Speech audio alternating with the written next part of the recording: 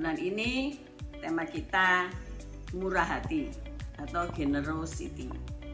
Tuhan Yesus sudah memberi contoh bagaimana kita harus bermurah hati terhadap sesama kita. Apakah Anda bermurah hati? Siap. Haleluya. Puji Tuhan.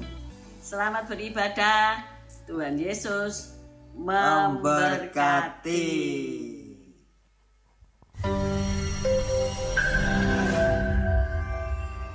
Shalom Bapak Ibu Saudara yang terkasih dalam Tuhan Yesus Kristus. Bagaimana kabarnya? Luar biasa pastinya. Kami mengundang Bapak Ibu untuk dapat mengikuti ibadah raya pada tanggal 16 April 2023. Ibadah raya pertama pukul 6.30 dan ibadah raya kedua pukul 9 akan dirayani oleh Pastor Doni Effendi. Dan kami mengundang Bapak Ibu untuk dapat mengikuti ibadah doa lawatan pada hari Kamis jam 7. Ibadah pada tanggal 20 April akan dilayani oleh Pendeta Yohanes Wewengkang. Shalom teman-teman. Jangan lupa mengikuti gereja anak setiap hari Minggu jam 9:30 di gereja. Dan jangan lupa mengikuti sekolah doa setiap hari Kamis jam 6 sore di gereja. God bless you. Shalom teman-teman, buat kalian yang merasa anak muda seperti kita, aku undang kalian untuk mengikuti Komsel Youth pada setiap hari Jumat jam 7 di gereja. Dan aku juga mengajak kalian untuk mengikuti ibadah youth setiap hari Sabtu jam 5 sore di gereja. See you! Shalom, kami mengundang Bapak-Bapak GAB Manaim untuk mengikuti ibadah MMC setiap hari Jumat minggu ketiga jam 7 malam. Tuhan memberkati. Saudara juga dapat mendengarkan suara renungan gembala setiap hari dari hari Senin sampai Sabtu jam 6 pagi. Saudara dapat mendengarkannya di Instagram atau di Facebook. Shalom buat adik-adik dan teman-teman yang mau belajar baik drum juga keyboard. Bisa langsung hadir setiap hari Minggu selesai pada siang jam 11 sampai jam 12 siang. Tuhan Yesus memberkati. Kami mengucapkan terima kasih untuk taburan Bapak Ibu melalui persembahan, diakonia, dan juga persepuluhan. Dan bagi Bapak Ibu yang rindu untuk menabur, dapat mentransferkan melalui rekening BCA yang tertera. Sekian pengumuman. Tuhan Yesus memberkati.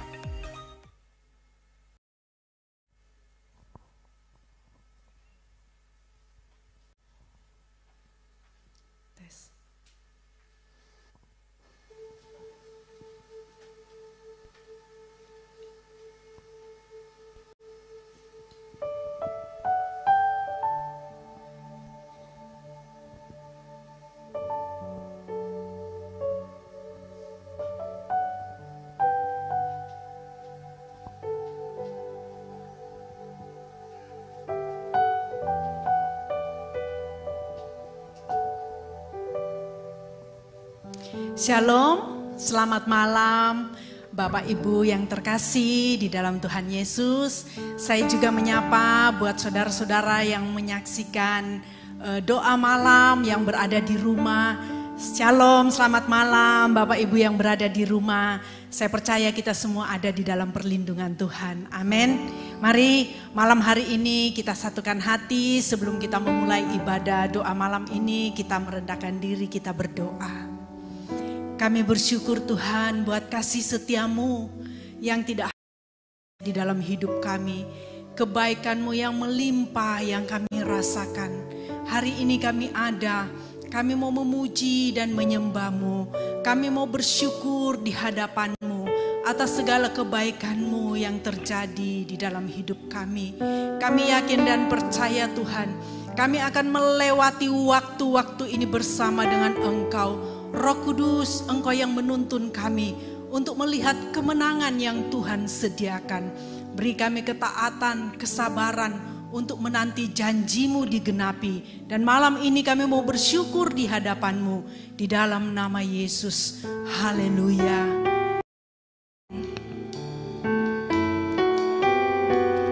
Terima kasih Engkau Allah yang tidak pernah melihat kesalahan umat-Mu. Pengampunan-Mu sungguh besar ya Tuhan. Haleluya.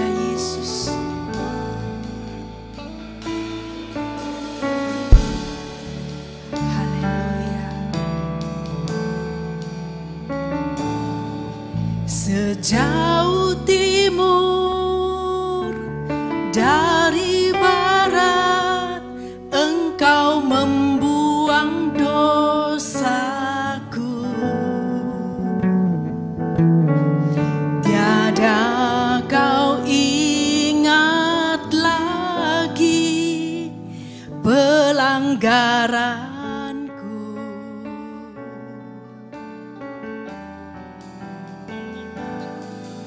Jauh ke dalam tubir laut, kau melemparkan dosaku. Tiada kau perhitungkan kesalahanku. Katakan, sejauh timur dari barat, sejauh timur dari barat, Engkau membuang dosaku. Tiada kau ingat lagi pelanggaranku. Terima kasih ya Bapa. Jauh ke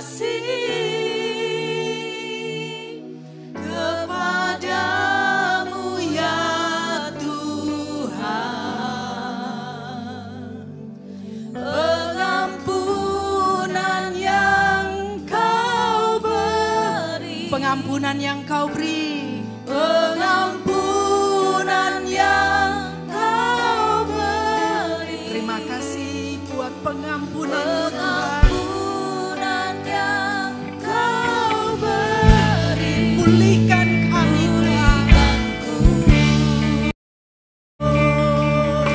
Terima kasih.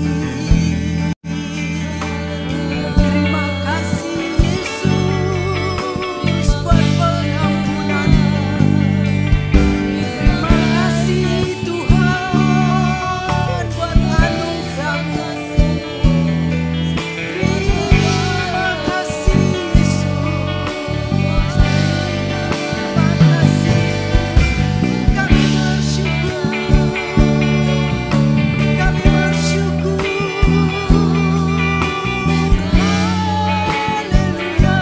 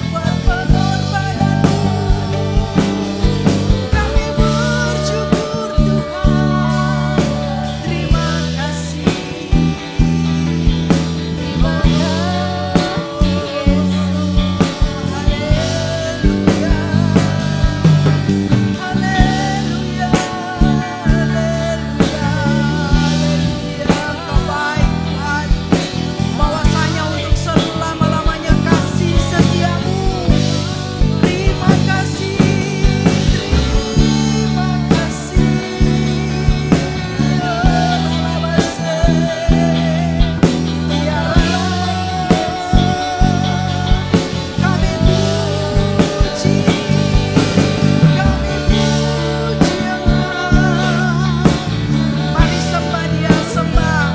Dia Allah yang hadir malam hari ini di tengah umatnya. Dia Allah yang senang mendengar penyembahan umatnya. Mari sembah, sembah. Mari agungkan. Ya Allah masyarakat. Terima kasih, terima kasih. Terima kasih Tuhan. Haleluya. Haleluya.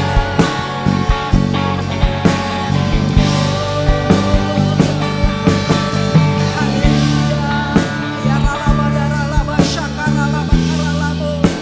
Ya rala ya ralaba daralaba syakaralabo. Terima kasih Tuhan. Kami bersyukur. Kami bersyukur. Kami bersyukur. Haleluya. Haleluya. Sungguh kami bersyukur malam hari ini. Tidak ada Allah yang seperti Engkau. Tidak ada Bapa yang seperti Engkau. Malam hari ini kami umat-Mu bersyukur di hadapan-Mu Tuhan. Kami berterima kasih buat pengorbanan-Mu. Kami berterima kasih buat kemurahan-Mu di dalam kehidupan kami. Sungguh kami ada saat ini semua karena kemurahan-Mu. Kau layak terima pujian. Kau layak ditinggikan. Engkau layak disembah. Engkau Raja kami, Allah kami, Tuhan kami. Kau Bapa yang baik. Kami bersyukur, kami bersyukur. Malam hari ini mari naikkan syukur-Mu di hadapannya. Dia Allah yang senang mendengar pujian umatnya. Haleluya, haleluya. engkau yang belum bisa berbahasa roh, katakan terima kasih Tuhan. Terima kasih. Kami sungguh menikmati kebaikan-Mu ya Yesus. Haleluya. Haleluya. Haleluya. Mari saya undang kita semua bangkit berdiri. Kita katakan pujian ini. Oleh karena kemurahan Tuhan, ku ada sampai hari ini. Oleh karena kemurahan-Mu saja ya Tuhan.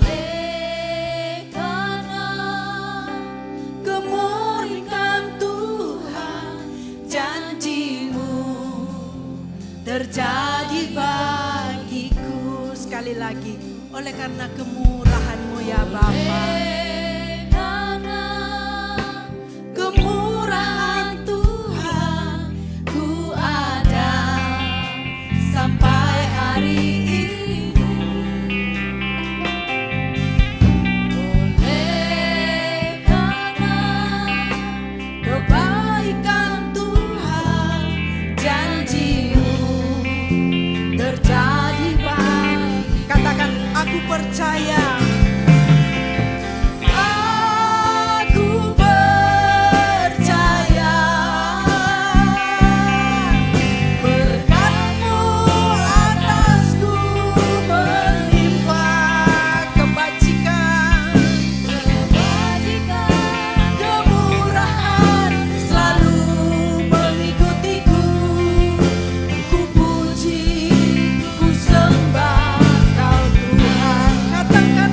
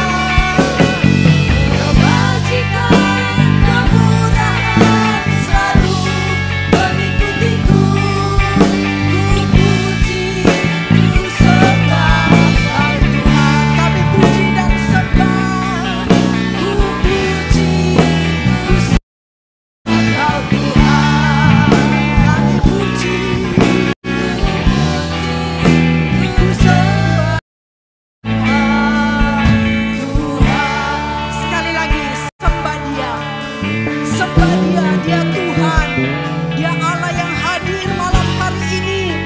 Dia mau mendengar penyembahan umatnya. Naikkan pujianmu, naikkan sembahmu. Haleluya.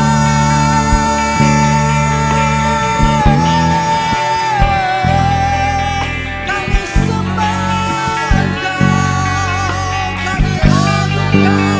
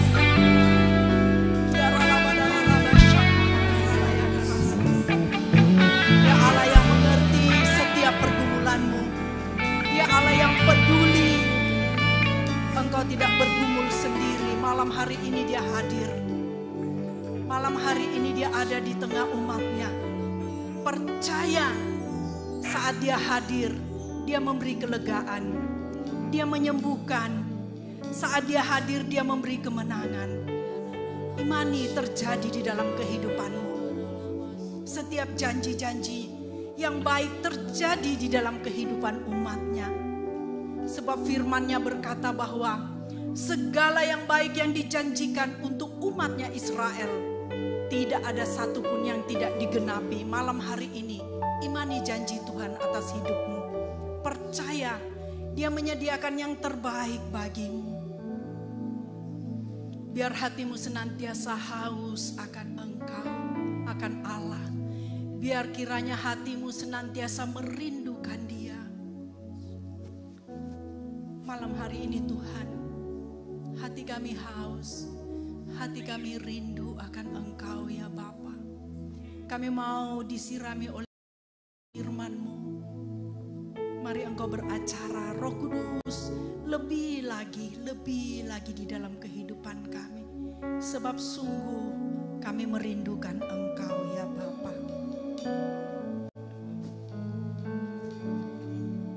Jiwaku merindukan-Mu,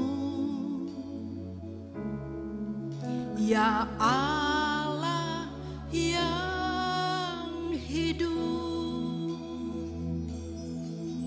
Jiwaku haus kepadamu, ya Allah yang hidup. Jiwa kami merindukan Engkau. Jiwaku merindukan-Mu, ya Allah yang hidup. Jiwaku haus kepadamu, ya Allah yang hidup. Ku bersyukur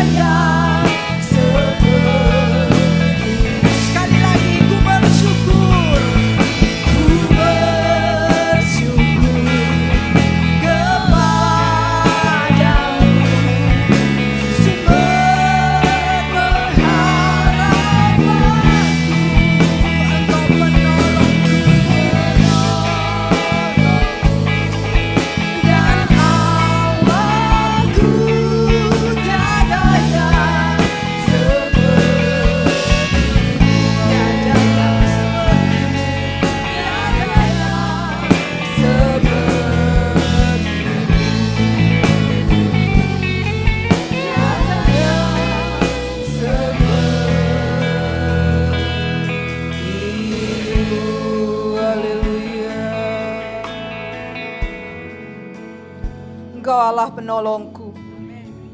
Inilah pernyataan iman kami kepadamu ya Bapa. Tiada Allah yang seperti Engkau dalam hidup kami. Pujian penyembahan kami naikkan. Kami percaya Engkau berpijak di atas pujian penyembahan setiap kami. Dan Engkau siap untuk melawat setiap kami di tempat ini Tuhan. Karena kami percaya Roh Kudus hadir pada malam hari ini, bekerja di tempat ini. Dan kami percaya ketika firman disampaikan akan membawa perubahan. Ketika firman disampaikan akan ada kekuatan yang baru. Dan ketika firman dilakukan, kami boleh menghasilkan buah dalam hidup kami untuk memuliakan nama-Mu. Untuk itu Bapa, berfirmanlah buat setiap kami.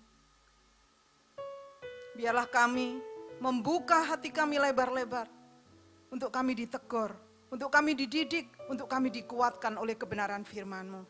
Kuasai ruangan ini ya Roh Kudus, agar apa yang hamba-Mu sampaikan adalah isi hati-Mu buat anak-anak-Mu di tempat ini. Terima kasih Bapa, berkati hamba-Mu yang tidak ada apa-apanya, yang tidak mengerti apa-apa.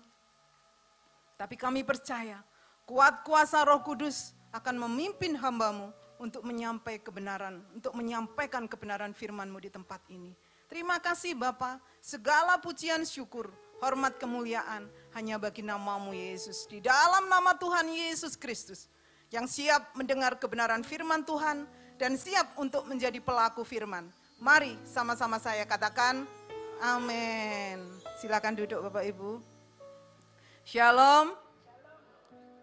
Kami mengucapkan terima kasih. Terlebih kami bersyukur kepada Tuhan yang sudah memberikan kesempatan kepada saya untuk bisa berdiri di tempat ini. Dan kami mengucapkan terima kasih kepada hamba-Nya, Ibu Gembala, dan seluruh pengurus gereja di tempat ini yang sudah memberikan kesempatan kepada saya untuk sharing firman Tuhan. Sebenarnya tadi ketika saya naik sini agak grogi ya. Di sini banyak senior saya. Tapi kita sama-sama mau belajar ya Bapak Ibu ya. Ya, belajar itu tidak ada habisnya dan tidak menuntut usia berapa. Tapi kita mau sama-sama untuk dibangun oleh kebenaran firman Tuhan untuk menjadi lebih baik lagi. Amin. Ya. Paskah baru saja berlalu Bapak Ibu. Ya. Kita tahu bahwa Yesus tidak mati untuk dunia yang baik. Kita tahu bahwa Yesus mati untuk dunia yang jahat. Kita tahu bahwa Yesus mati bukan untuk orang yang saleh, tapi untuk kepentingan kita manusia yang berdosa. Yesus dicambuk bukan untuk orang-orang yang benar, tapi buat kita semua yang sudah digadaikan ke dalam dosa. Saat ini sebelum kita masuk pada perenungan firman Tuhan, sebentar kita mau mengingat kembali peristiwa penyaliban Yesus. Alkitab mencatat di Taman Getsemani, yang adalah awal daripada puncak sengsara Yesus. Alkitab berkata, hatiku sangat sedih, rasanya mau mati. Yesus merasakan tekanan yang begitu berat ketika mau menghadapi kematian. Dia tahu bahwa dia akan dipaku pada palang kayu yang kasar. Dia tahu.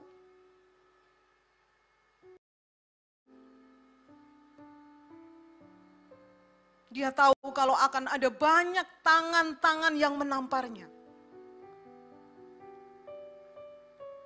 Yesus juga tahu akan ada banyak orang yang meludahinya. Dia tahu akan ada cambuk yang bergerigi besi yang akan mencabik-cabik tubuhnya. Dia tahu akan ada mahkota duri yang disematkan di kepalanya. Dia tahu karena dia Yesus.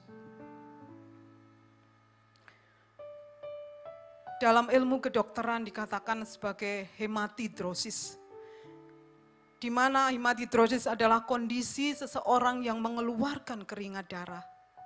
Sesuatu yang langka memang, jarang terjadi, tapi ini adalah sesuatu yang nyata. Kalau saya pernah browsing ada di luar negeri seorang anak yang mengeluarkan keringat darah, tapi enggak berbahaya, itu adalah pembuluh darah yang pecah. Kejadian ini seringkali terjadi ketika seseorang mengalami tekanan yang begitu berat. Yesus adalah Tuhan, tapi dia juga manusia. Dia mengalami ketakutan yang luar biasa, tekanan yang amat berat, sehingga dia lebih lagi sungguh-sungguh berdoa. Sampai akhirnya keringatnya keluar sebagai tetesan darah. Itu yang disebut dengan hematidrosis. Seringkali dialami oleh orang-orang yang mengalami ketakutan yang luar biasa. Mungkin seorang yang akan menjalani kematian tapi belum siap. Malam ini Bapak Ibu Saudara kekasih Tuhan, ketika kita mengingat kembali, berkali-kali ketika saya mengingat pengorbanan Tuhan, terlebih pada Jumat Agung dan Paskah, seringkali saya nangis. Tapi saya berusaha, ya, bagaimana pengorbanan Tuhan untuk setiap kita. Tapi seringkali kita mengabaikan kasih Tuhan yang begitu nyata atas hidup kita. Seringkali kita tidak peduli. Ya, itu yang terjadi dalam hidup kita. Sehingga layak bahwa kita itu ketika kita mengingat kembali pengorbanan Tuhan, kita harus benar-benar bersyukur kita boleh mengenal Tuhan kita yang hidup. Amin. Kita mau masuk perenungan firman Tuhan pada malam hari ini Bapak Ibu. Kalau kita mengingat kembali pengorbanan Tuhan, apa yang harus kita lakukan? Malam ini kita mau belajar 3 hal. Ketika kita mengingat pengorbanan Tuhan. Pengorbanan Tuhan yang tidak ada taranya. Yang tidak bisa dibalas dengan apapun dalam hidup kita. Kematian Tuhan di atas kayu salib untuk kita semua. Menebus hidup kita dari dosa. Itu karena kemurahan hati Allah. Untuk itu yang pertama, kita mau belajar. Kalau kita sudah mendapatkan kemurahan hati Allah, kita harus menjadi pribadi yang bermurah hati. Amin. Ya, yang pertama bertepatan dengan tema di tempat ini, kemurahan hati. Ya, kemurahan hati Allah itu harus menjadikan kita menjadi pribadi-pribadi yang murah hati. Kita memperoleh keselamatan bukankah karena kemurahan hati Allah? Untuk itu selayaknya kita harus menjadi pribadi yang murah hati. Amin. Ya. Kita mau baca di dalam Mazmur pasal 41 ayat 1 sampai dengan 3. Mazmur pasal 41 ayat 1 sampai dengan 3, saya akan bacakan buat Bapak Ibu semua. Untuk pemimpin biduan Mazmur Daud. Berbahagialah orang yang memperhatikan orang lemah. Tuhan akan meluputkan dia pada waktu celaka. Tuhan akan melindungi dia dan memelihara nyawanya, sehingga ia disebut berbahagia di bumi. Engkau tak akan membiarkan dia dipermainkan musuhnya. Ayat 4, Tuhan membantu dia di ranjangnya waktu sakit. Di tempat tidurnya, kau pulihkannya sama sekali dari sakitnya. Amin.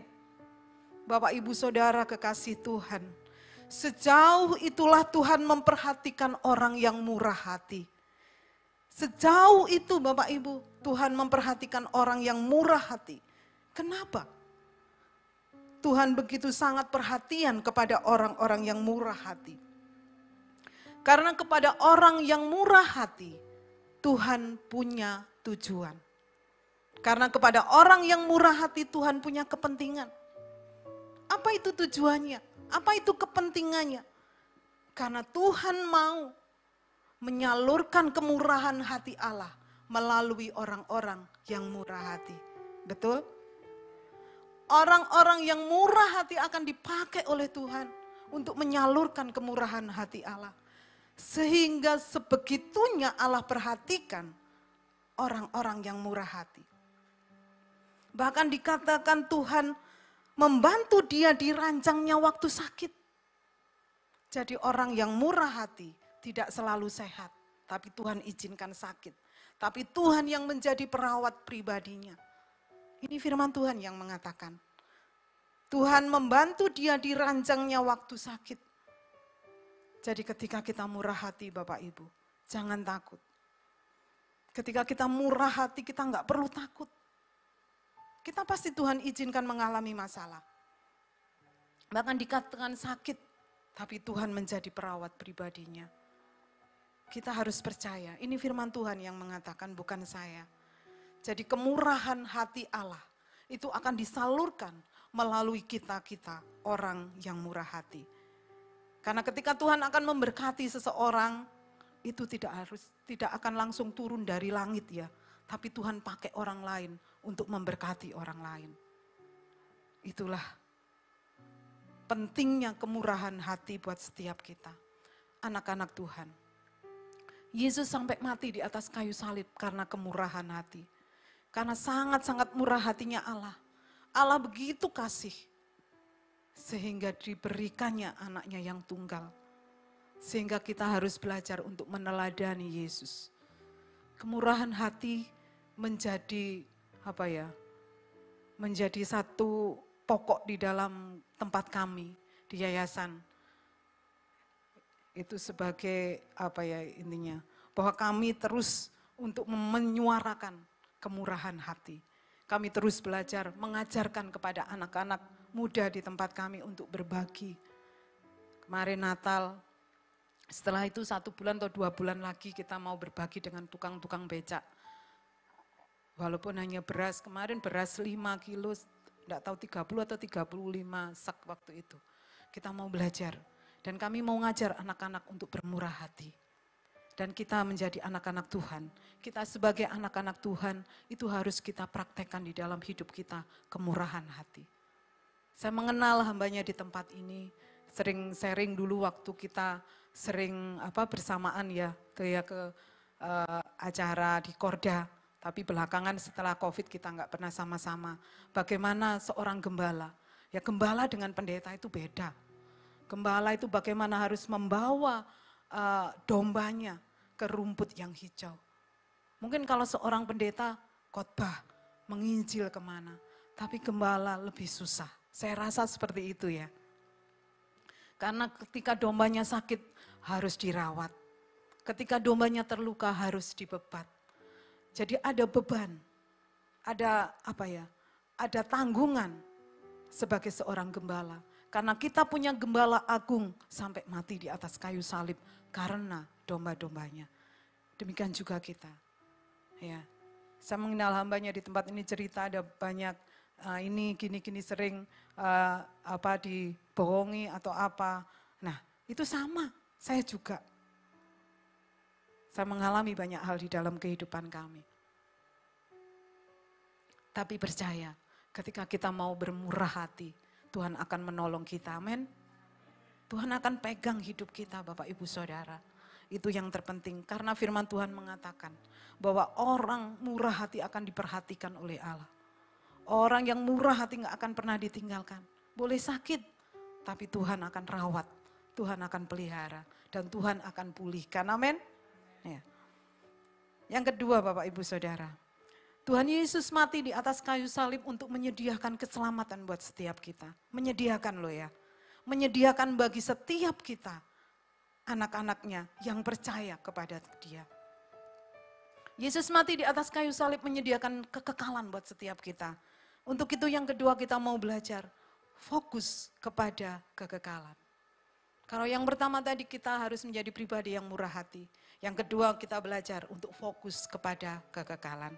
Kita mau buka di dalam Ibrani pasal 12 ayat 1 sampai dengan 3.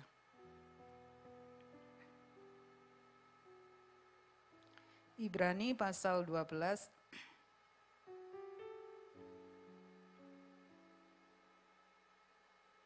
ini di terjemahan baru yang di slide ya. Saya akan bacakan dengan terjemahan bahasa Indonesia sehari-hari yang mungkin bisa lebih kita mengerti. Saya akan bacakan buat Bapak Ibu Saudara semua. Oleh karena semua itu saudara-saudari, marilah kita ingat dan mengikuti cara hidup para pahlawan iman kita yang sudah mendahului kita dan yang sedang menanti-nantikan kita sekarang. Jadi marilah kita lepaskan dan tinggalkan semua beban dan dosa yang menghalangi kita dalam pertandingan yang sudah ditetapkan Allah untuk kita jalani. Dan marilah kita terus berjuang mencapai tujuan kita. Ayat 2. Dalam pertandingan ini, biarlah mata kita terus memandang ke depan, yaitu kepada Yesus. Dialah Raja dan pahlawan iman yang terutama bagi kita. Dan yang sudah menyelesaikan pertandingan yang diberikan kepadanya dengan sempurna. Dia rela menahan penderitaan yang sangat memalukan di kayu salib, karena dia memandang terus ke depan kepada sukacita yang disediakan untuk dia di kemudian hari. Sekarang dia sudah duduk menantikan kita di tempat yang paling terhormat, di samping tahta Allah.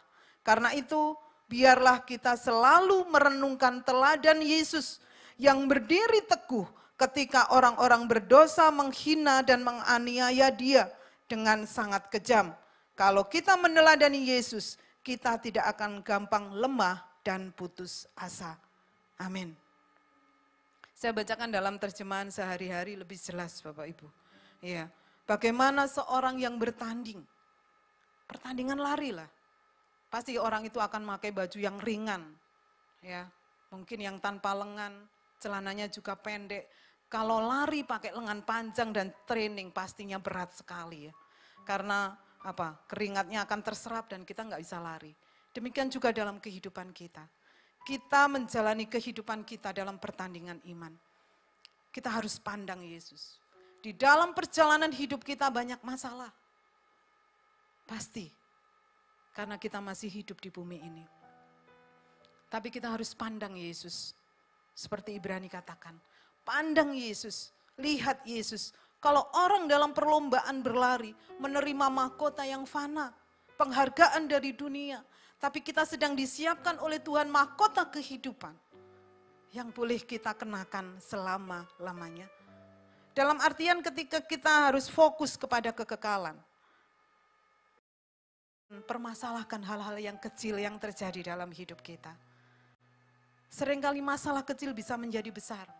Mungkin satu contoh kalau saya boleh ambil ilustrasi. Ketika pagi-pagi bangun, mungkin suami mau berangkat kerja. Nyenggollah gelas yang di meja. Karena istrinya sudah sibuk di dapur, bingung. Terus responnya salah. Papa ini gimana? Kok bisa loh gelas di sini bisa disenggol pecah jatuh? Lihat itu kalau jalan. Nah, suami pun responnya juga salah. Siapa suruh taruh gelas di meja situ? Jangan salahkan saya kalau gelasnya jatuh. Saya nyontoh di sinetron ya Bapak Ibu ya. Seperti itu. Nah, itu respon yang salah. Sehingga menghilangkan damai sejahtera. Kalau kita merespon dengan betul. Pak, lain kali hati-hati. Sudah, tolong ambilkan ini, bersihkan. Mama masih masak di dapur. Nah, kalau suami juga respon betul, maaf ya Ma, saya nggak sengaja. Sehingga nyenggol gelas pecah. Tetap ada damai sejahtera. Tapi ketika responnya salah, menghilangkan damai sejahtera, bahkan mungkin sepanjang hari, damai sejahtera itu hilang. Itu satu hal kecil. Karena ketika hilang damai sejahtera di dalam kehidupan kita sepanjang hari, kita sedang memberikan celah kepada iblis masuk dalam hidup kita. Itu yang sering kali terjadi dalam hidup kita yang tidak kita sadari. Kita sudah disiapkan yang namanya kehidupan kekal. Masalah-masalah yang kecil jangan dipermasalahkan. Ketika kita bisa atasi dengan sukacita, kita atasi dengan dengan damai, ayo kita lakukan. Supaya damai sejahtera itu tidak hilang dari kehidupan kita. Karena penting fokus kepada kekekalan. Tuhan sudah menyediakan keselamatan itu buat setiap kita yang percaya. Jangan kita dirintangi oleh hal-hal yang kecil. Yang merusak kehidupan. Pada akhirnya akan menghilangkan damai sejahtera dan sukacita dalam hidup kita. Kalau kehidupan di dalam rumah kita sudah nggak ada damai sejahtera, iblis akan kacau balaukan hidup kita. Iblis akan dengan leluasa menghancurkan kehidupan kita. Jadi mari dari hal-hal yang kecil kita belajar untuk mengambil semuanya dengan respon yang betul. Setiap orang boleh mengalami masalah, tapi respon yang betul itu akan membawa kita keluar dari masalah. Tapi respon yang salah justru akan membawa kita kepada masalah yang lebih besar. Yang kedua, fokus kepada kekekalan Bapak Ibu. Dan yang ketiga, Yesus mati menyediakan keselamatan bagi setiap kita yang percaya. Bagi siapa? Bagi kita yang setia sampai akhir kita. Amin. Tuhan sudah menyediakan keselamatan. Kalau ada yang bilang, keselamatan tidak bisa hilang. Keselamatan memang enggak hilang Bapak Ibu. Keselamatan itu ada karena Yesus sudah mati. Seringkali yang hilang adalah diri kita. Yang keluar dari Tuhan. Keluar dari jalurnya Tuhan. Karena kita tidak setia dalam kehidupan kita. Jangan pernah sia-siakan kematian Tuhan. Jadi yang ketiga, marilah kita menjadi pribadi yang setia sampai akhir hidup kita. 3 hal yang kita boleh belajar pada malam hari ini. Mengingat kematian Tuhan di atas kayu salib. Yang pertama, kita harus menjadi pribadi yang murah hati. Yang kedua, hidup kita harus fokus kepada kekekalan. Dan yang ketiga, kita harus menjadi pribadi yang setia kepada Tuhan sampai akhir hidup kita. Kita mau buka di dalam Wahyu pasal 7 ayat yang ke-9. Ayat ini saya suka sekali Bapak Ibu. Ya. Wahyu pasal 7 ayat yang ke-9, supaya nggak ngantuk kita mau baca sama-sama. Ada yang ngantuk? Ada yang ngantuk? Puji Tuhan. Kita mau baca sama-sama Bapak Ibu ya, dengan hitungan ketiga. 1, 2, 3. Kemudian daripada itu, aku melihat sesungguhnya suatu kumpulan besar orang banyak yang tidak dapat terhitung banyaknya dari segala bangsa dan suku dan kaum dan bahasa, berdiri di hadapan tahta dan di hadapan Anak Domba, memakai jubah putih dan memegang daun-daun palem di tangan mereka. Amin. Saya senang sekali dan ini harusnya menjadi harapan buat kita semua. Kita menjadi bagian dari kumpulan orang-orang banyak yang tidak terhitung. Nah, kalau dilanjutkan di ayat yang ke-14, siapa mereka yang tidak terhitung banyaknya dari suku dan kaum dan bahasa, berdiri di hadapan tahta dan di hadapan Anak Domba. Mereka adalah orang-orang yang keluar dari kesusahan yang besar.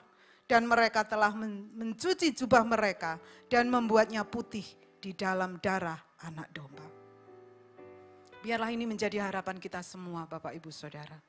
Kalau kita baca di dalam Wahyu pasal 7 ayat 9 ayat 14 ini. Bagaimana kesetiaan itu diuji. Banyak orang yang gak mau baca Wahyu karena mungkin katanya takut. Ya. Itu penglihatan akhir zaman yang akan benar-benar nyata dalam kehidupan kita anak-anak Tuhan. Pada akhir zaman nantinya akan ada kesusahan besar.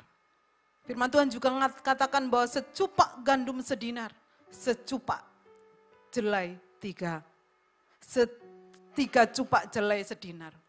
Jadi gandum bicara kualitas yang lebih baik dan jelai bicara tentang kualitas yang lebih rendah. Jadi pada akhir zaman nanti, tidak tahu kapan, mungkin kita mengalami atau enggak, atau mungkin anak kita, cucu kita. Tapi pada akhirnya ada suatu masa di mana akan kesusahan yang besar. Kesusahan yang besar bicara tentang ekonomi yang sulit. Kesusahan besar juga bicara tentang tekanan dari antikris. Tapi di dalam Wahyu dikatakan, orang-orang yang setia, orang-orang yang keluar dari kesusahan yang besar, yang telah mencucinya ke dalam darah Anak Domba, keluar memakai baju putih dan memegang palem. Ini banyak daun palem ya Tante ya. Daun palem bicara tentang sebuah kemenangan. Daun palem simbol dari kemenangan. Dari orang-orang yang menang dari kesusahan besar, yang sudah mencuci jubahnya dalam darah Anak Domba. Keluar memuji Tuhan, menyembah Tuhan, berdiri di hadapan tahta dan di hadapan Anak Domba. Kalau kita melihat ini, bukankah kita semua rindu menjadi kumpulan orang-orang yang tidak terhitung banyaknya, memakai jubah putih dan memegang daun palem. Amin. Kita rindu ya. Ya. Ini ayat ini saya senang sekali. Ini memacu saya untuk terus hidup dalam kebenaran, dalam kekudusan. Hidup melakukan firman, hidup bermurah hati, fokus kepada kekekalan. Untuk kita bisa mencapai di titik ini. Kesusahan akan terjadi di akhir zaman. Kalau mungkin saat ini kita belum mengalami, kita bersyukur. Saatnya kita menggembleng anak-anak kita, penerus kita, untuk tetap menjadi anak-anak yang setia di dalam Tuhan. Untuk menjadi anak-anak yang takut akan Tuhan. Itu bagian dari kita sebagai orang tua. Ya, karena kita nggak tahu siapa yang akan mengalami masa-masa yang sulit ini. Kalau mungkin kita mengikuti rapture, puji Tuhan, ya Tante ya. Saya mengenal seorang hamba Tuhan. Kalau bicara tentang kematian nggak mau, karena dalam pikirannya itu rapture. Ya, sampai akhir daripada sakitnya dia sudah diranjang, sampai setiap hamba Tuhan teman-temannya datang itu mengatakan, beliau ini terlalu berat kepada pelayanannya, sehingga susah untuk menghadapi, maksudnya untuk menerima kematian. namun pada akhirnya dipanggil oleh Tuhan. Enggak pernah ketika mungkin istrinya bicara, "Pak, nanti kita kalau meninggal kita di makam di mana ya?" Enggak pernah mau jawab. Karena kerinduannya adalah rapture. Tapi Tuhan punya kehendak lain. Kalau kita rapture, ya puji Tuhan. Tapi kalau kita masih harus digembleng, ya kita tetap setia di dalam Tuhan. Ekonomi yang sulit, ya, yang firman Tuhan katakan secupak gandum sedinar, secupak 3 jelai sedinar, 3 cupak jelai sedinar. Itu menandakan bahwa kesusahan ekonomi yang amat besar akan terjadi. Kesusahan besar bukan hanya bicara tentang itu, tapi tekanan akan anak-anak Tuhan. Anak-anak Tuhan akan ditekan habis-habisan ketika antikris sudah datang. Kita tetap setia kepada Tuhan atau kita ninggalin Tuhan. Kalau kita rindu menjadi orang-orang di dalam Wahyu pasal 7, kita akan tetap setia. Kita pegang firman Tuhan. Orang boleh mengalami kesusahan besar, tapi ketika kita tetap andalkan Tuhan, dikatakan jangan rusakkan minyak dan anggur. Itu bicara tentang minyak, bicara tentang urapan, anggur bicara tentang sukacita. Ketika kita tetap setia kepada Tuhan, kita percaya pemeliharaan Tuhan sempurna atas hidup kita. Amin. Ya, kita menjadi anak-anak Tuhan yang tetap berpegang kepada firman Tuhan, supaya kita tetap kuat dalam menjalani kehidupan kita. Anak-anak kita harus kita gembleng, harus kita didik, karena kita pergi ke surga. Pribadi-pribadi, tidak gandeng-gandeng, enggak. Saya selalu katakan seperti itu buat anak saya. Pergi ke surga, mami enggak bisa gandeng kamu, enggak bisa bawa kamu. Kamu harus menjadi anak yang taat. Nanti akan ada masa di mana akan mengalami kesulitan, kesusahan. Tapi ketika kita setia sama Tuhan, kamu takut akan Tuhan, Tuhan akan pelihara kehidupanmu. Itu yang harus kita ajarkan buat anak-anak kita. Jangan sampai anak-anak kita meninggalkan Tuhan. Jangan sampai anak-anak kita mengalami hal yang sulit, terus kemudian imannya jatuh. Akan ada banyak godaan.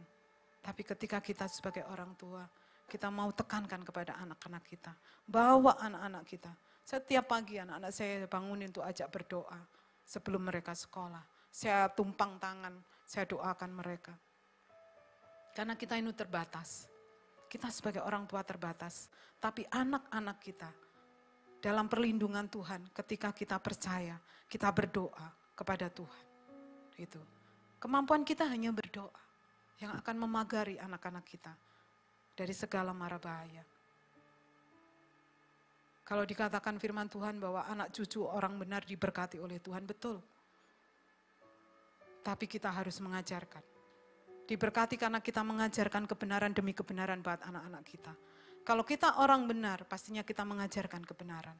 Tapi kalau kita tidak mengajarkan kebenaran, ya sama saja. Anak kita nggak akan diberkati oleh Tuhan. Kalau kita nggak mengajarkan hal-hal yang baik, hal-hal untuk cinta Tuhan, setia sama Tuhan, ya sama saja. Firman Tuhan jelas, benar.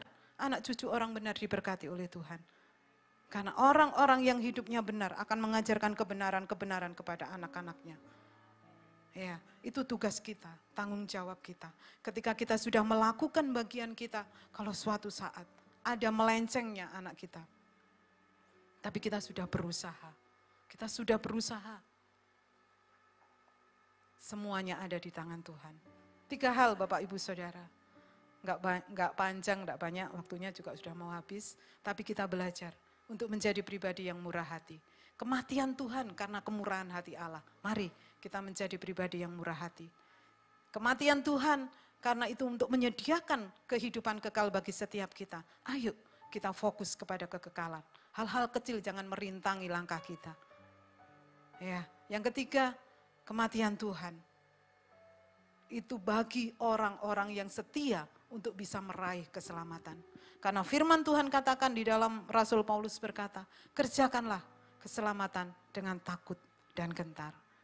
Jadi keselamatan Tuhan sudah sediakan, kita harus berlari untuk mengejar itu. Dengan kita tanggalkan semua beban dosa, kita hidup dalam kebenaran, kita hidup dalam kekudusan, lakukan firman Tuhan dengan sungguh-sungguh, kita hidup dalam kemurahan hati. Pasti hidup kita akan dipelihara Tuhan dengan sempurna. Amin. Kami undang untuk pemain musik dan WL. Kita mau akhiri ibadah kita pada malam hari ini. Kita mau tetap setia kepada Tuhan. Apapun yang terjadi dalam hidup kita, masalah, ujian, pencobaan akan selalu ada dalam hidup kita. Tapi ketika kita pegang firman Tuhan, kita tetap setia kepada Tuhan, kita akan dipelihara oleh Tuhan dengan sempurna. Kami undang Bapak Ibu untuk bangkit berdiri. Kita mau mengamini firman Tuhan, kita pujikan satu pujian, Ku Tetap Cinta. Haleluya Yesus. Cinta. Haleluya. Ku tetap cinta. Katakan ku tetap cinta. Walau badai datang menerpa, ku tetap cinta. Katakan ku tetap setia. Ku tetap setia. Ku tetap setia. Walau topan datang menerpa, Walau topan datang menerpa, ku tetap setia. Terlalu banyak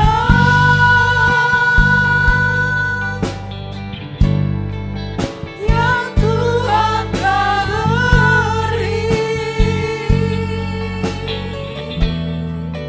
Takkan mungkin ku balas balik apa yang ku miliki.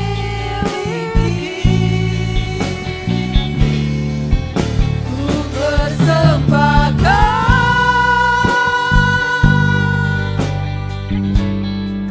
seluruh hidupku, biar ku tetap cinta dan ku tetap setia untuk selama-lamanya. musik mengalun sementara kita mau renungkan kebenaran firman Tuhan. Renungkan juga pujian ini, ku mau persembahkan seluruh hidupku. Seringkali hal ini keluar dari mulut kita.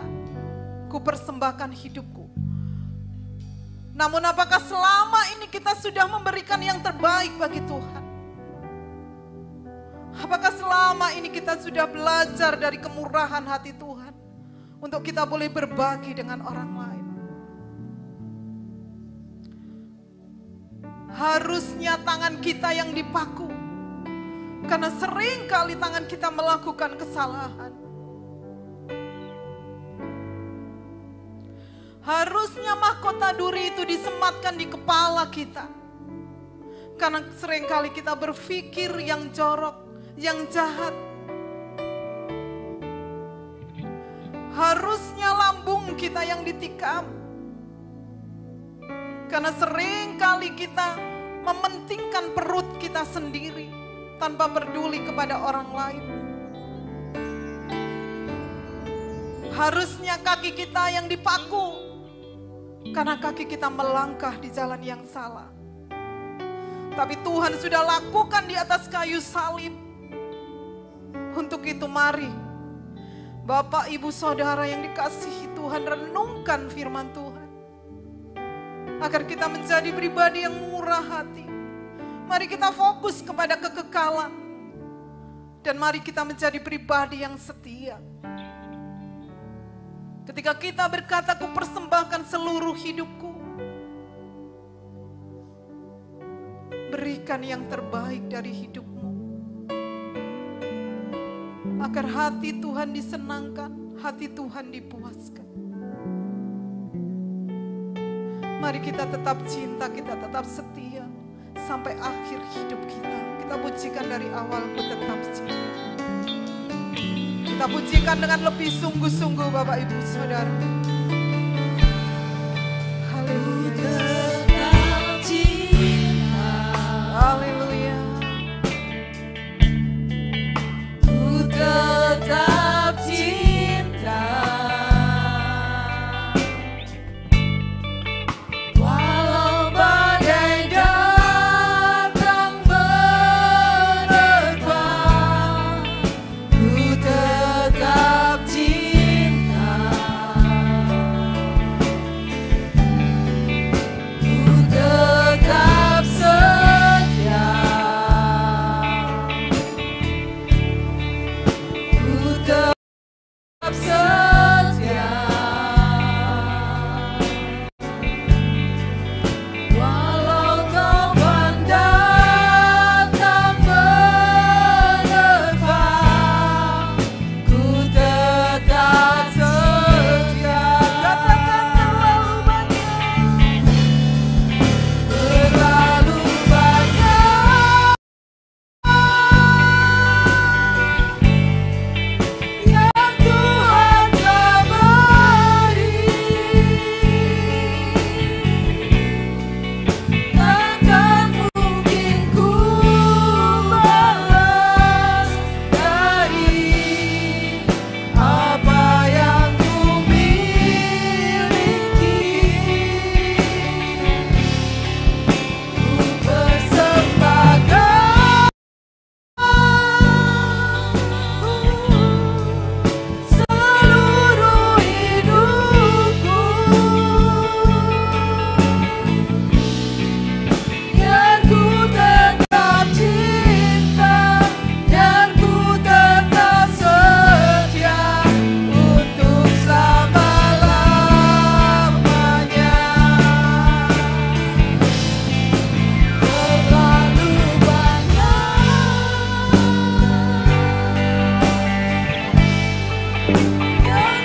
Tuhan telah beri. Takkan mungkin ku balas dari apa yang ku miliki. Ku persembahkan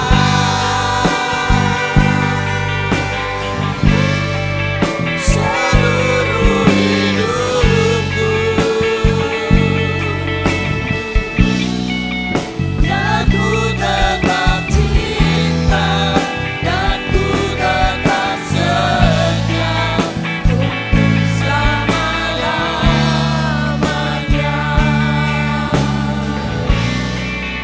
Biar ku tetap cinta dan ku tetap setia untuk selama-lamanya.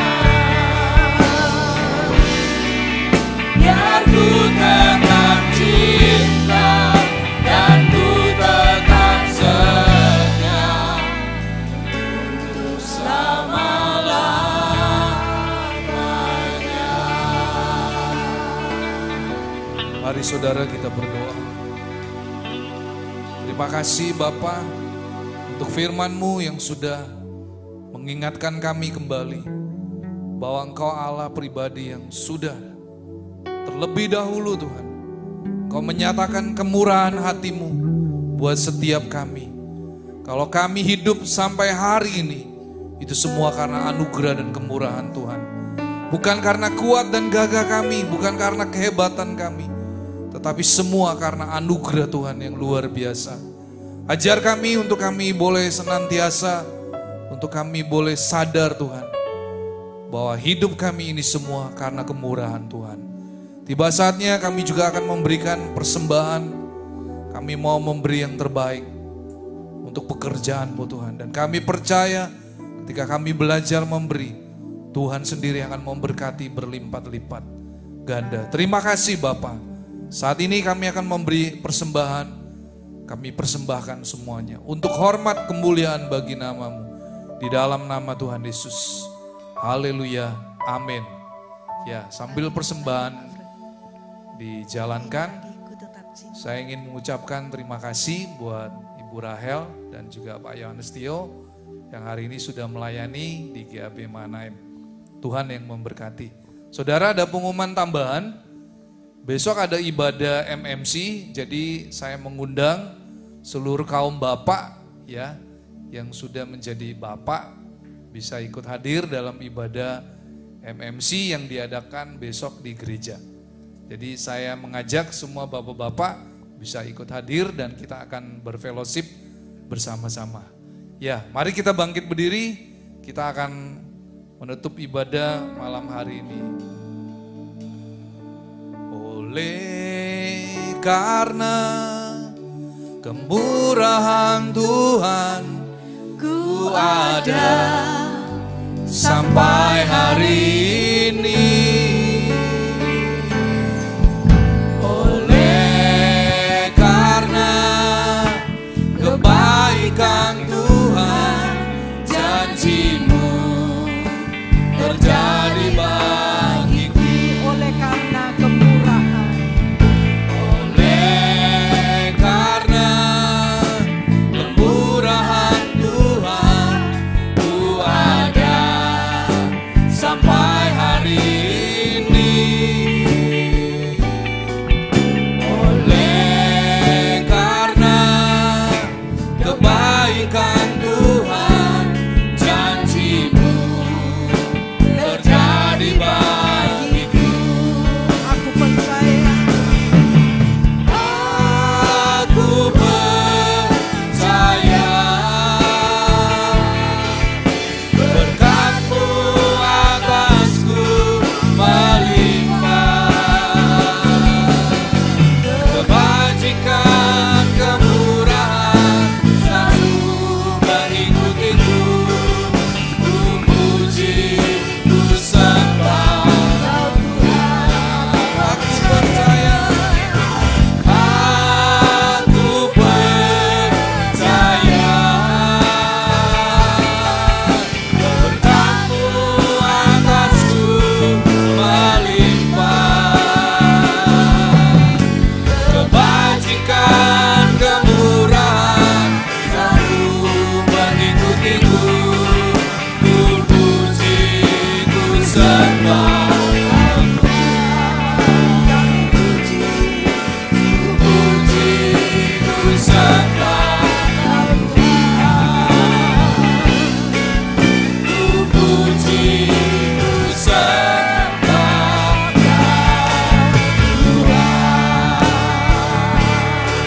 Haleluya, haleluya, haleluya. Inilah pernyataan dari setiap kami Tuhan, bahwa kami rindu, biarlah kami akan terus Tuhan setia di dalam kami mengiring Kau. Kami mau setia melakukan bagian kami Tuhan. Dan kami percaya ketika kami menjadi orang-orang yang mau menjadi orang yang murah hati, maka ada jaminan Tuhan yang luar biasa. Tuhan akan melindungi, Tuhan sendiri akan menjadi pembela, Tuhan akan menyediakan kami kembali di dalam seluruh berkat dan anugerah-Mu yang tak terbatas. Terima kasih, berkati kembali hamba-Mu Ibu Rahel bersama Pak Yohanes Tio Tuhan, yang hari ini Tuhan utus untuk melayani dan memberitakan seluruh kebenaran firman-Mu. Dan tiba saatnya kami mengikuti ibadah, baik yang ada di gereja, kami juga yang mengikuti secara online. Kami angkat kedua tangan kami untuk kami boleh menerima berkat-Mu. Allah Roh Kudus, Engkau yang menyempurnakan ibadah doa malam pada malam hari ini. Dan tiba saatnya kami mau menerima berkat yang daripada-Mu. Tuhan memberkati Engkau dan melindungi Engkau. Tuhan menyinari Engkau dengan wajah-Nya dan memberi kasih karunia. Tuhan menghadapkan wajah-Nya kepadamu dan memberi Engkau damai sejahtera. Terimalah semua anugerah, kebaikan, perlindungan dan penyerahan di dalam nama Allah Bapa, Putra dan Roh Kudus, yaitu di dalam satu nama, dalam nama Tuhan Yesus Kristus. Yang sudah menerima berkat Tuhan, mari kita katakan sama-sama amin. Tuhan Yesus memberkati.